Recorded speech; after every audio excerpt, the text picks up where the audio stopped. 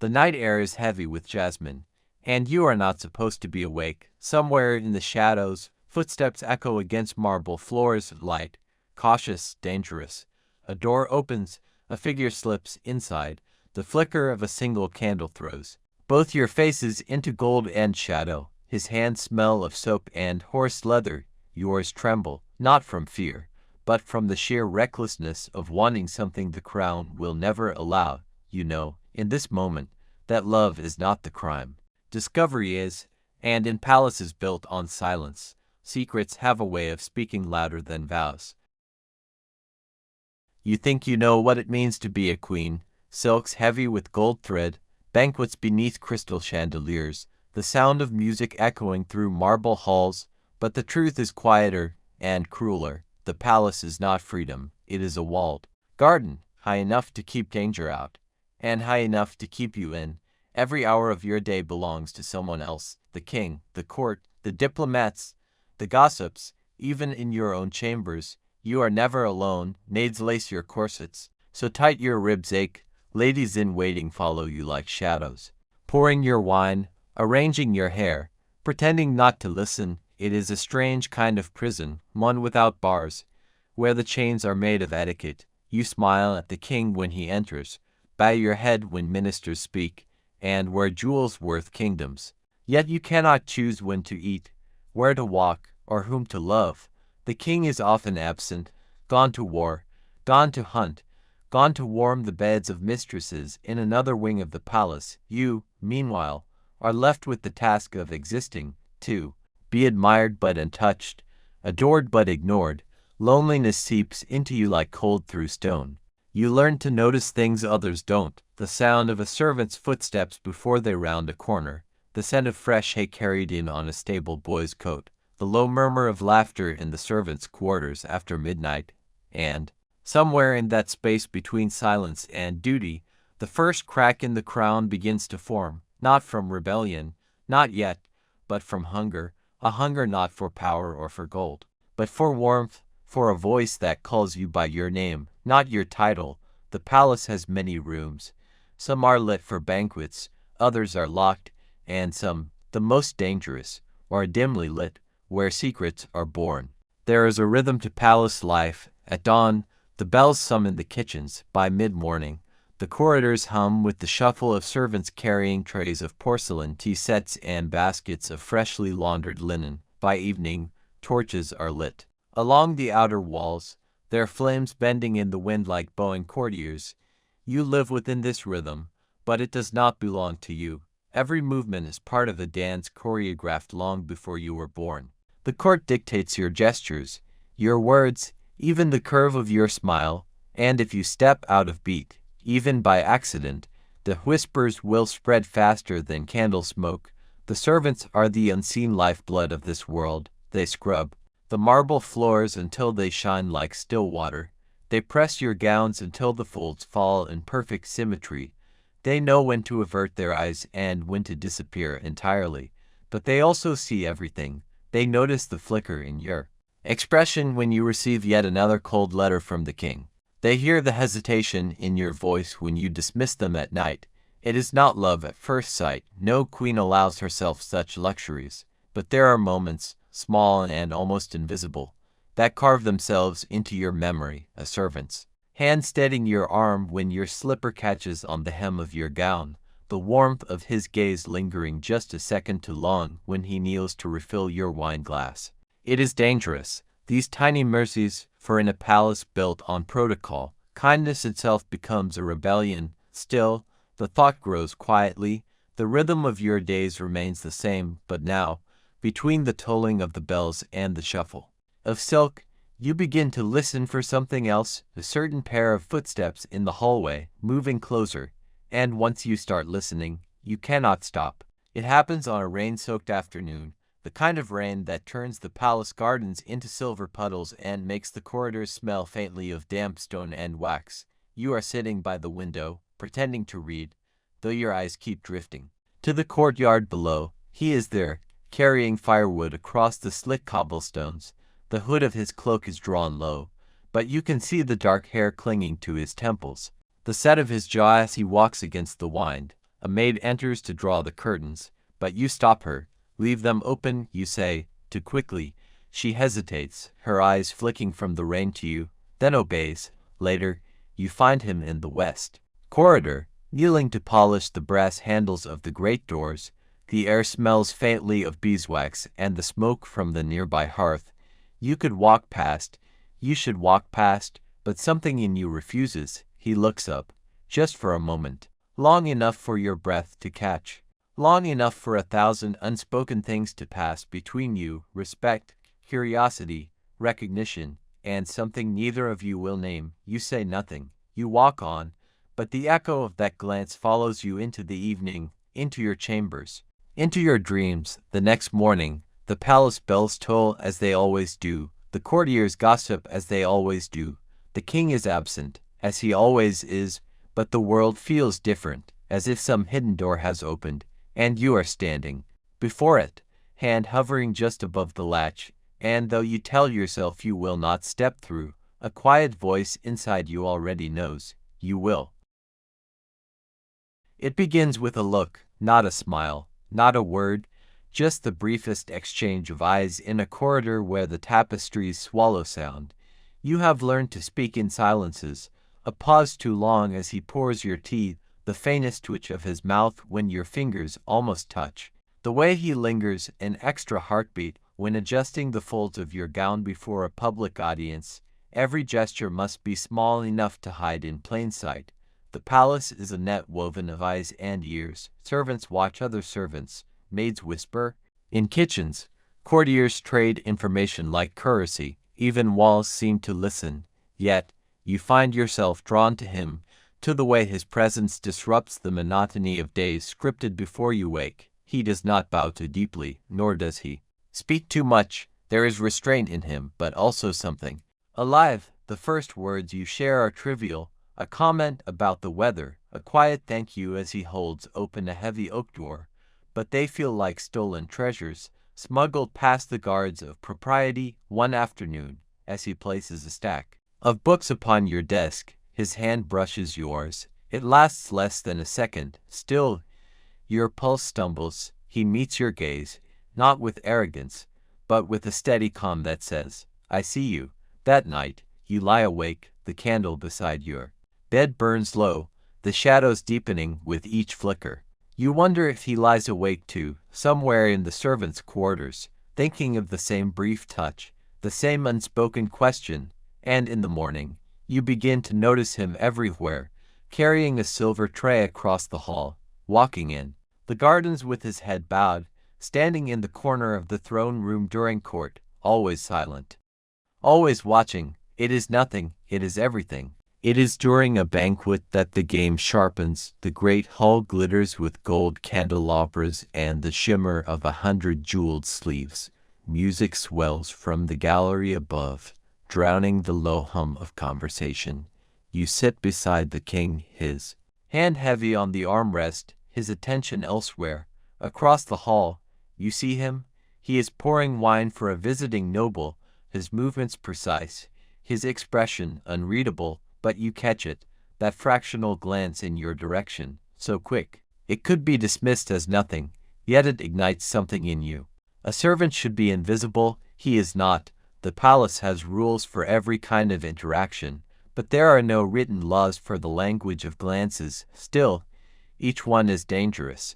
Each one is a step closer to a place from which you cannot return later. In the candlelit antechamber, you pass him as you leave the banquet. The is empty, save for the distant echo of laughter from the feast. As you walk by, your skirts brush against his leg. He does not move away. You feel it then, the unspoken acknowledgement that this is no longer harmless. The following days, small details begin to shift. When you request a certainty, he is the one who brings it. When you walk in the gardens, he appears nearby, raking the gravel paths. You never speak more than a handful of words, but the silence between them is thick, electric. Still, danger is a constant companion. You catch a maid watching you from the doorway once, her eyes flicking from him to you before she lowers her head. You say nothing, but the awareness lingers like the aftertaste of bitter wine, Every step forward is also a step closer to the edge, and you know, though you tried to ignore it, that someone, somewhere, has already begun to take notice. It is a winter evening when the first shadow falls. Snow drifts silently past the tall arched windows, softening the world beyond the palace walls. Inside, the corridors are warm with firelight, the scent of pine resin curling in the air. You are walking back to your chambers when you see him, kneeling by the hearth in the smaller reception room. Stoking the flames, you pause in the doorway. No words, only the sound of the poker shifting embers, the occasional crack of burning wood. When he looks up, it is not the quick glance of the corridor or the banquet hall. It is longer, steadier, a gaze that lingers just enough to feel like a touch. Your heartbeat quickens. You step inside, closing the door behind you, just to keep out the draft. You tell yourself. A knock interrupts, sharp, measured. You move back, instinct taking over, placing the heavy velvet chair between you. The door opens. It is the king's chief attendant. His eyes sweep the room with the precision of a man who measures silences as carefully as words. They rest on you, then on him, then back to you. Her Majesty is wanted in the council chamber. He says flatly. You nod, moving toward the door. Your steps calm though your pulse roars in your ears. He does not look at you as you pass. That night, sleep evades you. You replay the moment in the reception room over and over, his eyes. The attendant's measured pause, the way the air seemed to change. The palace has 1,000 rules, but only one that truly matters. Do not be caught, and you are no longer certain you can keep it. The first night comes not from planning, but from chance. It is long past midnight. The palace has settled into its nocturnal silence, the heavy, muffled quiet of thick stone walls and distant guards pacing the outer gates. A single candle flickers on your writing desk, its flame bowing in the draft from the chimney. You rise to pour yourself water. The silver jug is empty. You think nothing of it until a knock comes at your door. Two soft taps, the kind meant not to wake the whole household. When you open it, he is standing there, no livery, just a simple linen shirt, sleeves rolled to his elbows, a jug in one hand. His hair is slightly damp, as if from washing, and in the candlelight, the shadows carve sharp lines along his cheekbones. I thought you might need this, he says quietly, setting the jug on the table. Your thanks catches in your throat. You should let him leave. Instead, you close the door. For a moment, neither of you speaks. The candle flame trembles between you, casting gold across the floorboards. You notice the scent of soap, the faint scrape of his boots on the wood. Your pulse is loud in your ears. You shouldn't be here. You whisper. No, he replies, and does not move. The silence swells, filled with all the things you have not said in weeks of stolen glances. You are acutely aware of the space between you, and how easily it could vanish. When he finally steps forward, it is slow, deliberate. His hand brushes yours as he pours the water. The touch is fleeting, but it is enough to break whatever fragile distance remained. The candle burns lower. The world beyond your chamber ceases to exist, and in the quiet heart of the palace, two people take a step they will never be able to undo. After that first night, something shifts. You do not summon him. He does not ask to come. Yet, somehow, the moments find you both. A misdelivered tray after supper, a late return from the gardens, when the corridors are empty but for the two of you, a book left in your chambers that he comes to retrieve. Each meeting is brief, but each lingers longer than the last. You speak little. Words are dangerous. Instead, it is in the small gestures that everything is said. His hand steadying yours as you descend the narrow servant's stair, your fingertips grazing his wrist as you pass him a folded note. Blank, except for the pressed petal of a white rose. The palace sleeps while you do not. On certain nights, you hear his quiet knock and open the door without hesitation. He enters without speaking, the air between you already heavy with understanding. The candlelight turns his hair to gold, his eyes to amber. In those hours, the crown feels far away. You are no longer the queen, bound to the king's cold indifference. You are simply a woman, skin warm beneath another's touch, heart racing with a dangerous joy. But joy has its cost. A slip of timing, the door not latched quickly enough, and you hear a sound in the corridor, footsteps. A pause, then the faint creak of a floorboard retreating into the distance. You freeze. He leaves swiftly, melting back into the hidden network of servant passages. You are left staring at the closed door, wondering who heard and whether they will speak. Still, the nights continue, because the risk, for now, feels worth it. And perhaps that is the most dangerous part, not that someone will discover you, but that you have stopped caring if they do.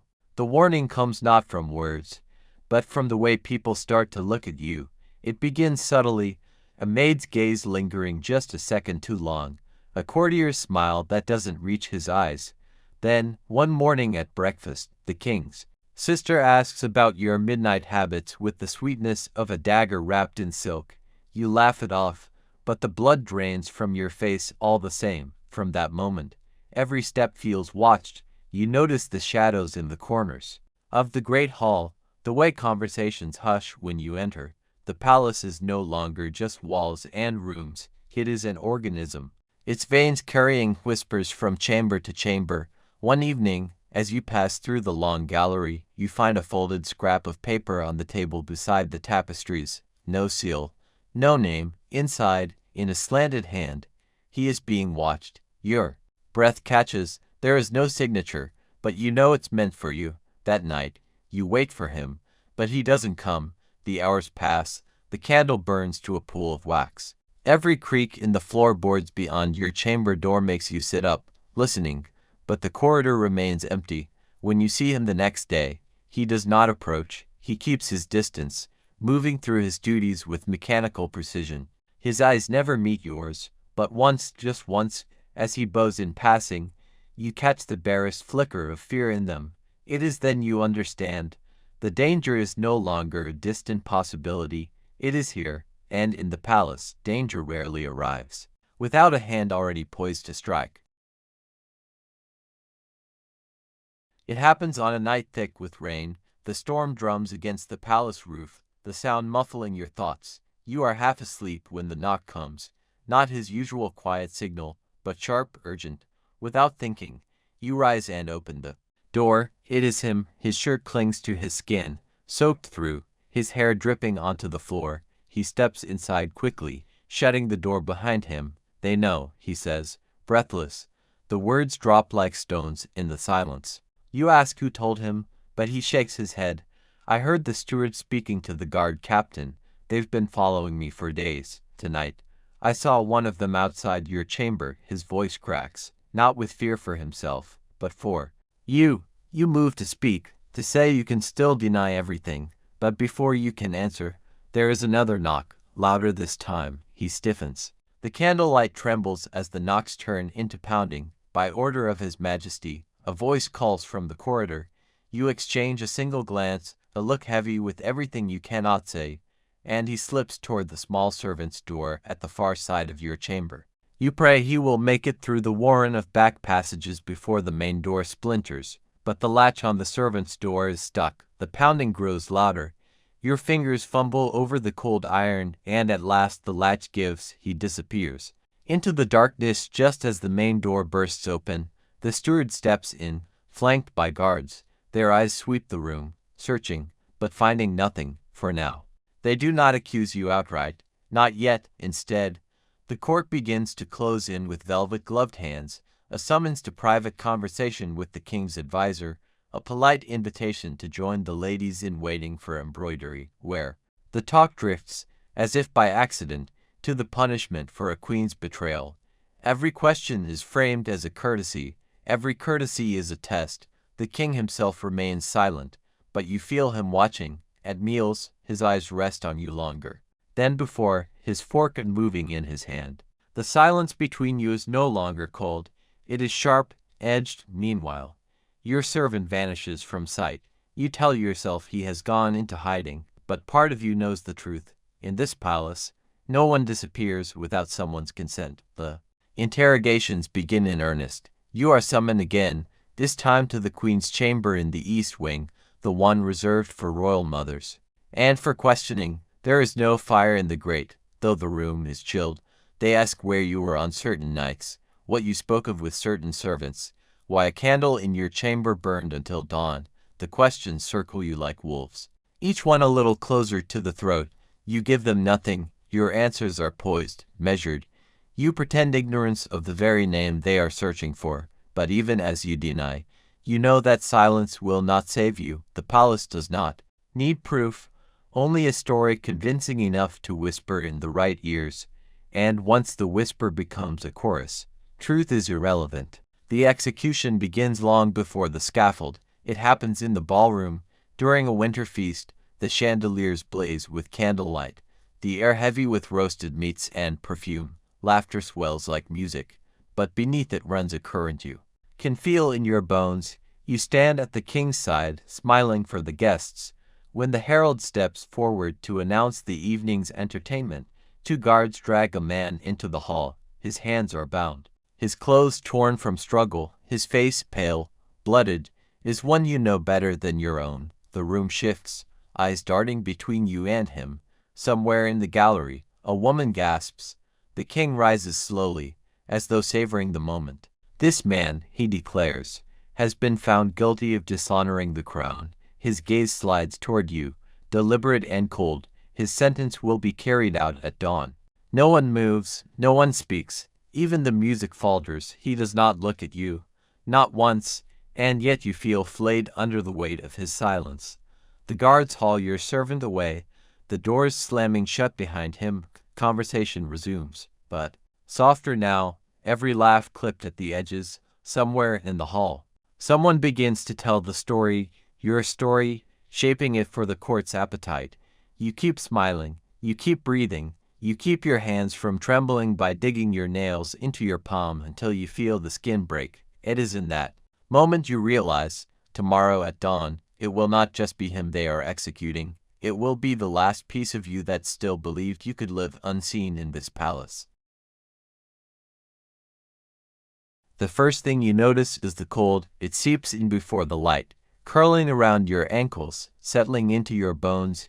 You lie awake in the dark, listening for the bells that will mark the hour, the same bells that will summon the executioner.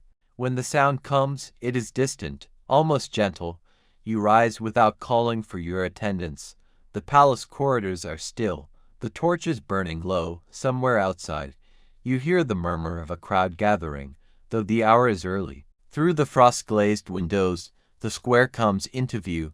A wooden platform waits in the center, its edges darkened from years of blood. You try not to look at the rope, but your eyes find it anyway, swaying slightly in the morning wind. A guard appears at your door, bowing stiffly. His Majesty requests your presence. You follow him without a word.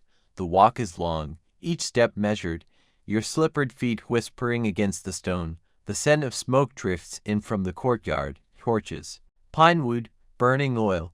The king is already there, seated beneath a canopy on a raised dais, dressed not for mourning but for spectacle. His cloak is lined with fur, his crown glints in the pale light. When you arrive, he gestures for you to stand beside him, close enough for the court and the crowd to see your face. Below, your servant is led onto the platform. His hands are bound, his face unshaven, but his eyes, when they find you, are steady. You cannot speak, you cannot move. The executioner steps forward, the noose swinging like a pendulum marking the end of time.